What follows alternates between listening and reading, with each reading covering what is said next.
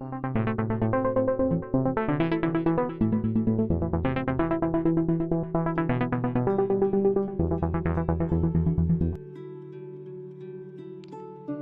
dear viewers, I am your friend Vilas Chavan. You are watching Figures of Speech part 10. In this part we are going to learn hyphora and rhetorical question. तो चलिए उनके बारे में बात करते हैं। सबसे पहले देखते हैं hyphora. Things to remember. Number 1. Hyphora is a figure of speech in which a question is raised and immediately an answer is provided to that question. देखिए दोस्तों, जब कभी एक स्पीकर एक सवाल खड़ा करता है और उसके बाद तुरंत ही वह उस सवाल का खुद ही जवाब दे डालता है तो उसे कहते हैं हाइफोरा। जैसे कि अगर मैंने एक सवाल पूछा कि क्या आप जानते हैं मुझे कितने अंक मिले, मुझे पूरे 100 में से 90 अंक मिले। यानी सवाल खुद मैं खड़ा कर रहा हूं और उसके बाद खुद ही मैं जवाब दे रहा हूं, तो इसे कहेंगे हम हाइफोरा। ठीक है। Number 2, it is also known as antipophora और एंटीपोफोरा। ये हाइफोरा के ही दूसरे नाम है, एंटीपोफोरा और एंटीपोफोरा। तो चलिए अब बात करते हैं रिटोरिकल क्वेश्चन के बारे में।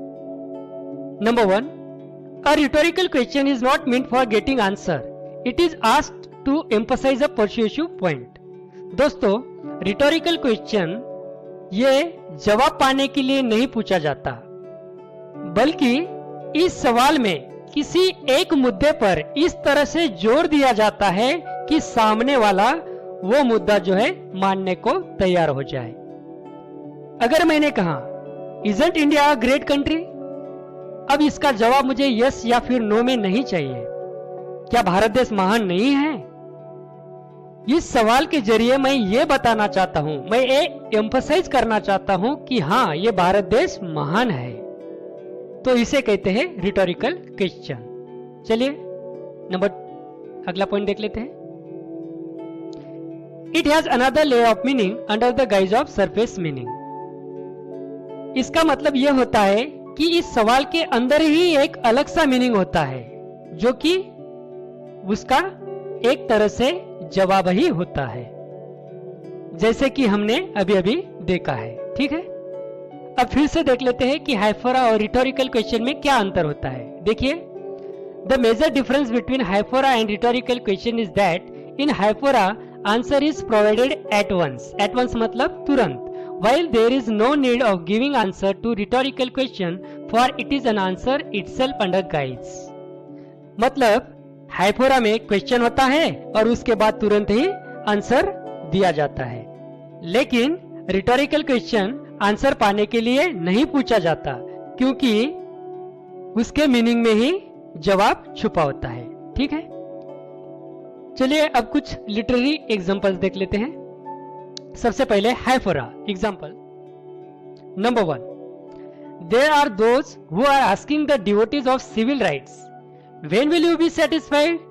We can never be satisfied as long as the Negro is the victim of the unspeakable horrors.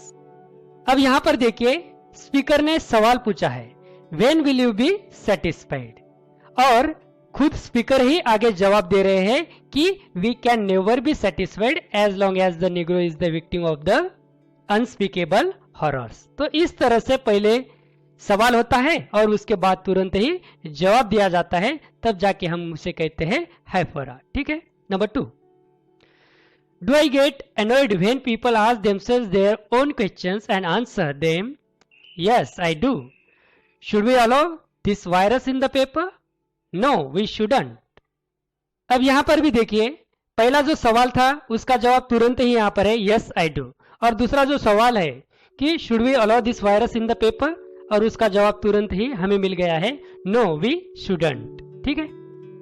Next, number 3, do you know the difference between education and experience? Education is when you read the fine print. Experience is what you get when you don't. देखिए, अब यहाँ पर एक सवाल है कि शिक्षा और अनुभव में क्या अंतर होता है, क्या आप जानते हैं? और उसका तुरंत ही जवाब यहाँ पर दिया है जो भी कोई स्पीकर है उसने कि education is when you read the fine print, experience is what you get when you don't. तो इस तरह से होता है हाइपोरा। ठीक है, चलिए आगे बढ़ते हैं। अब देखते हैं एग्जांपल्स रिटोरिकल क्वेश्चन के बारे में। चलिए पहला एग्जांपल देखते हैं। Look here, I am a Jew. Hath not a Jew eyes? Hath not a Jew hands, organs, dimensions, senses, affections, passions? अब यहां पर देखिए स्पीकर बता रहा है कि मैं एक जू हूं। क्या मुझे आंखें नहीं हैं? क्या मुझे हाथ नहीं है? क्या मुझे कोई भावनाएं नहीं है? इसका मतलब ये जो स्पीकर है उसका जवाब नहीं चाहता, वो यह बताना चाहता है कि आम इंसान की तरह मुझे भी आंखें हैं, मुझे भी हाथ है, मुझे भी फीलिंग्स है, पैशंस है।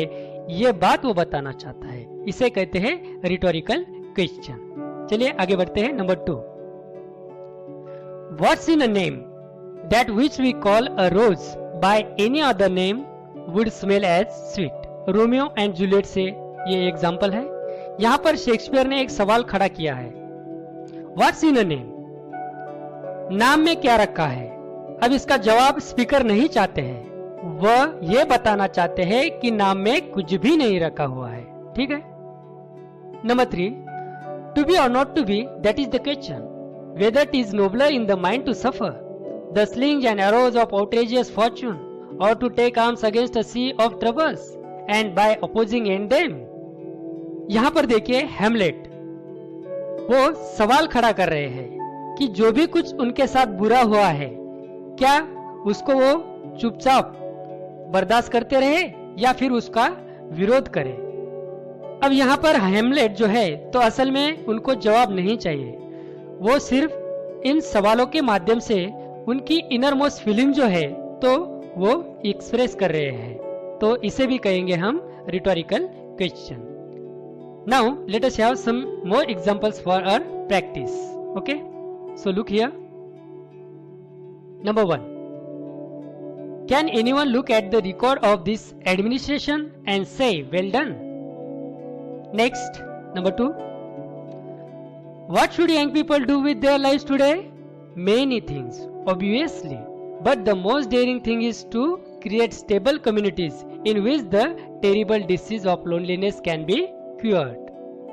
Next, do you think I am a fool? Number 4, ask any mermaid you happen to see, what's the best tuna? Chicken of the sea. Next, what made me take this trip to Africa? There is no quick explanation. Things got worse and worse and worse and pretty soon they were too complicated. Now you can easily identify the examples of hyphora or rhetorical question. So friends, if you haven't yet subscribed my channel, please do subscribe it, like and share the videos. Thank you for being with me. Thank you very much.